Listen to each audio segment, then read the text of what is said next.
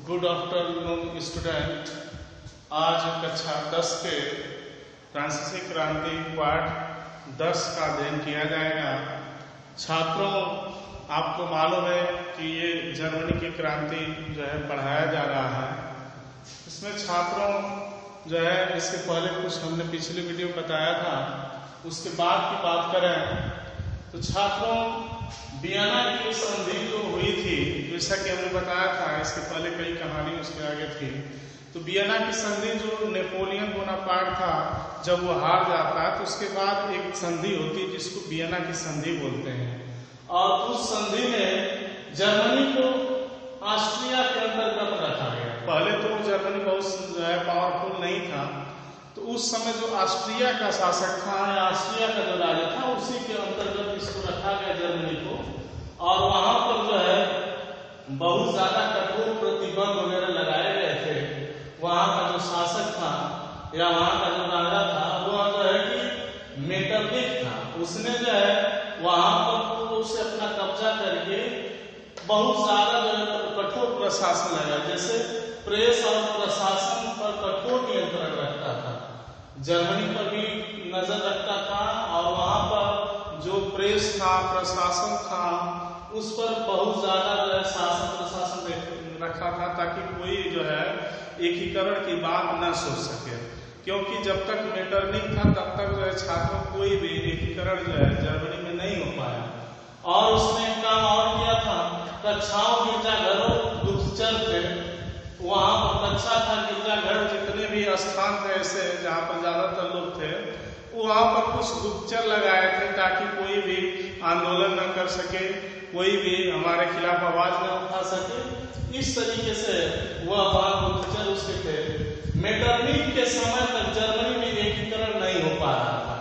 क्यों नहीं हो पा रहा था? क्योंकि जब मेटरनिक नहीं चाहता था कि एकीकरण हो, क्योंकि वो शासक था, वो अपूर्व से चाहता था कि हमारा एक शासन बना रहे। ऐसे में छात्रों, जब मेटरनिक 1848 में जब उसका पतन हो जाता है, उसका शासन जो है पूर्ण से समाप्त हो जाता है, तो उसके बाद जो एकीकरण का जो है पूर्व से वहां पर हिम्मत लोग जुटाना शुरू कर देते। इसके पहले लोग डरते थे उससे, क्योंकि वह एक कठोर प्रतिबंध लगाया था ताकि कोई जो उसके खिलाफ आवाज नहीं उठा सके। तो बात करें छात्रों, एकीकरण में बिस्मार्क का योगदान माना जाता है कि जर्मनी के एकीकरण में बिस्मार्क का बहुत ज्यादा योगदान रहा है, जिसका जो है उस समय इस बिस्मार्क का योगदान माना जाता। फ्रेडरिक विलियम चतुर्थ के बाद कहानी है, फ्रेडरिक विलियम चतुर्थ जब शासक था पहले बना, उसके बाद प्रसा पर हुआ जो है शासन किया था फ्रेडरिक विलियम चतुर्थ। और वहां का जो विलियम जो था, तो उस समय जब तक राजा रहा तब तक तो मान लीजिए शासन प्रशासन जो है ज्यादा चेंज नहीं आया। लेकिन उसके बाद जो है विलियम प्रथम को जब वहां का जो है शासक बनाया जाता है, तो विलियम प्रथम के बारे में माना जाता है कि वह एक अच्छा शासक था। तो विलियम प्रथम एक अच्छा शासक था, वो एक अच्छा इंसान था, और फ्रांस ऑस्ट्रिया को वो उससे वहां से भगाना चाहता था, जर्मनी से। तो ऐसे में यह जो है कि विलियम प्रथम के द्वारा यह जो है कि ये प्रयास था, यह शासक था कि एकीकरण हो जाए। 1862 में जो बिस्मार्क का पूरा नाम है ऑटोवान बिस्मार्क को उसने जो है प्रधानमंत्री बनाया, क्योंकि उस पर ज्यादा विश्वास था उसको कि ये प्रधानमंत्री बनेगा तो उस देश के लिए अच्छा काम करेगा, और उसको ज्यादा से ज्यादा छूट दे रखी थी। उसने कहा तुम एकीकरण के लिए जो भी करना चाहोगे सब उचित रहेगा, और तुम्हें जो भी मन हो उसको करो। तो बिस्मार्क की बात करें छात्रों, 1815 में ब्रेडेनबर्ग में इसका जन्म हुआ था। ब्रेडेनबर्ग में बिस्मार्क का जन्म हुआ था, और वह जब वहां का प्रधानमंत्री या चांसलर उसको बोलते हैं, चांसलर या प्रधानमंत्री ही होता है, तो वहां पर जब बनता है तो उस समय ज्यादा से ज्यादा इसने जो है, चूंकि बहुत बुद्धिजीवी था, बहुत चालाक व्यक्ति था, अपने दिमाग के बदौलत यह एकीकरण कराना चाहता था। यह जो है प्रख्यात राष्ट्रवादी और कूटनीतिज्ञ था। प्रख्यात राष्ट्रवादी यानी राष्ट्र के प्रति बताया कि ज्यादा से ज्यादा जो है प्रेम रखता था, और यह बहुत जो है कूटनीतिज्ञ था, माने साम दाम दंड भेद तमाम नीतियों के लिए यह जाना जाता है। और यह जो है कि इसका उपयोग करके, कूटनीति का उपयोग करके जर्मनी को एक करना चाहता था। ऐसे में उसने माना था कि जर्मनी के एकीकरण में जो भी कदम उठाया जाएगा सभी कदम उचित है, कोई ऐसा कदम नहीं है जो अनुचित है या गलत है। चाहे किसी की जान लेनी पड़े, चाहे किसी को पैर पे गिरना पड़े, किसी तरह से वो मानता था कि एकीकरण हो जाए तो बढ़िया है, और किसी भी तरीके से एकीकरण के लिए वह कोई भी कदम उठाने के लिए हमेशा तैयार रहता था। एकीकरण का बारे में बताया कि एकीकरण जो है सिर्फ भाषण देने से और बहुमत का जो है कि लोगों से राय लेने से या तो आदर्शवाद विचारधारा से किसी भी प्रकार से जो है कि एकीकरण संभव नहीं है, क्योंकि उसका मानना था कि लोग जो है एकीकरण से इस तरीके से या रिक्वेस्ट करने से या भाषण में वचन देने से नहीं होने वाला है। इसके लिए खून बहाना पड़ेगा, हत्याएं करनी पड़ेगी, दहशत लोगों के अंदर पैदा करना पड़ेगा।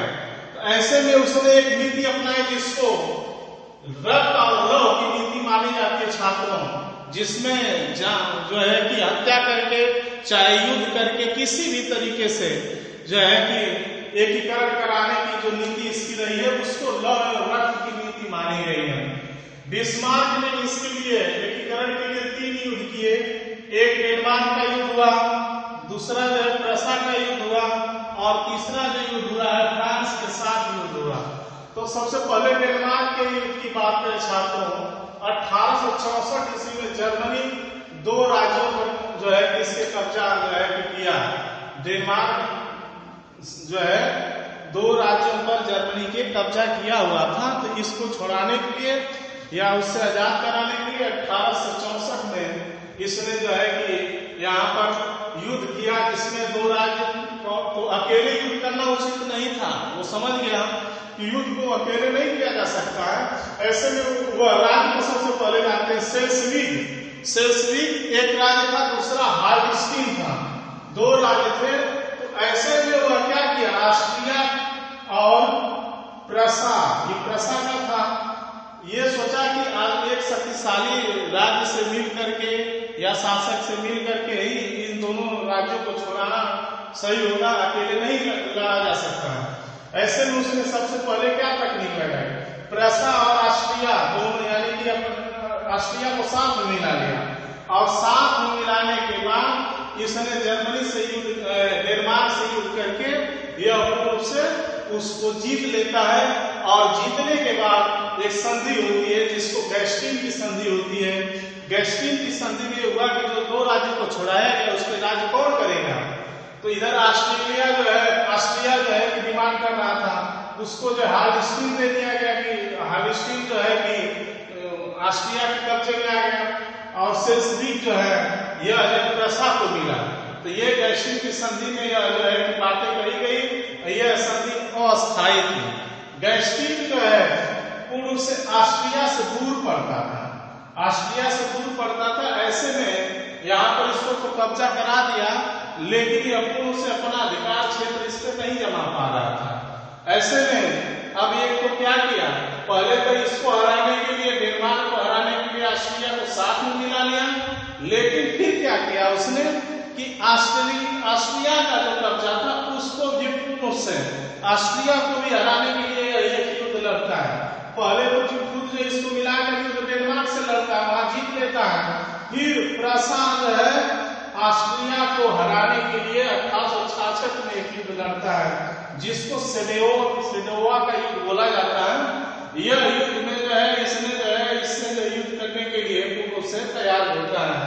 और इस सेडोवा के युद्ध में अकेले प्रसा कैसे जीत सकता है, इसके लिए इसने क्या किया था, फ्रांस, रूस और इंग्लैंड को अपने साथ मिला लिया कि हमारे साथ रहेंगे तो हम मिल करके इसको हरा लेंगे। और इन लोगों से पूर्व से कहा कि हम जो है इससे जो है पूर्व से हम इसमें युद्ध करेंगे और आप लोगों को बीच में कोई इंटरफेयर नहीं करना है, हमारे खिलाफ कोई आवाज नहीं उठाएगा।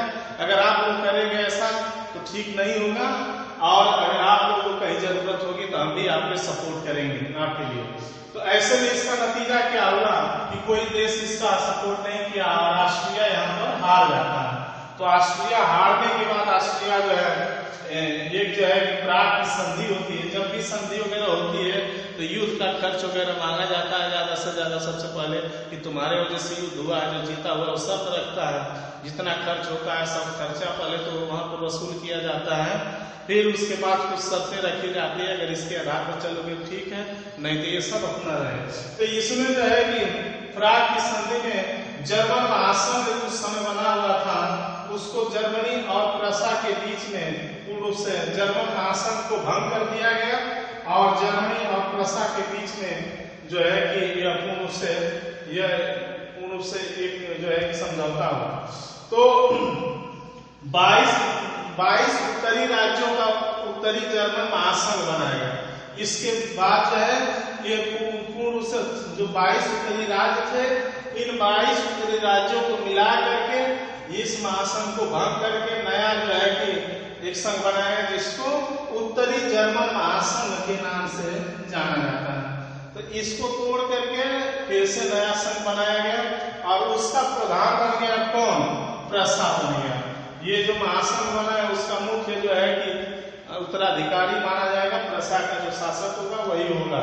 तो ऐसे में छात्रों यह जो है कि दो युद्ध जो है कि पूर्व से ये लड़ता है बिस्मार्क। और बात करें छात्रों फ्रांस के साथ युद्ध होता है। फ्रांस भी जो है कि दक्षिण के 4 राज्यों को पूर्ण से अपने कब्जे में लिए हुए था, उसके साथ युद्ध करके वहां पर जो है स्पेन के उत्तराधिकारी के नाम पर जो है स्पेन के उत्तराधिकारी के नाम पर युद्ध होता है। तो उस युद्ध का नाम सीलान का युद्ध बोला जाता है। यह पूर्व से जो है कि फ्रांस के कब्जे में था और ऐसे में यह स्पेन पर उत्तराधिकारी जो है पूर्व से फ्रांस का था। तो फ्रांस के शासक को ये प्रसा के शासक ने कहा कि यहाँ पर मेरा जो है उत्तराधिकारी बनेगा। इसके लिए सीलान का युद्ध होता है जिसमें फ्रांस हार जाता है। फ्रांस को हारने के बाद एक संधि होती है 10 मई 1872 को फ्रैंकफर्ट की संधि। इसके द्वारा यह जो है पूर्ण रूप से संधि के द्वारा क्या किया गया? दक्षिण राज्यों को उत्तरी राज्यों में मिला लिया गया। दक्षिण राज्यों में जिसका फ्रांस का जो राज्य था उसको जो उत्तरी राज्य जिसको प्रसा का था उसको मिला दिया गया।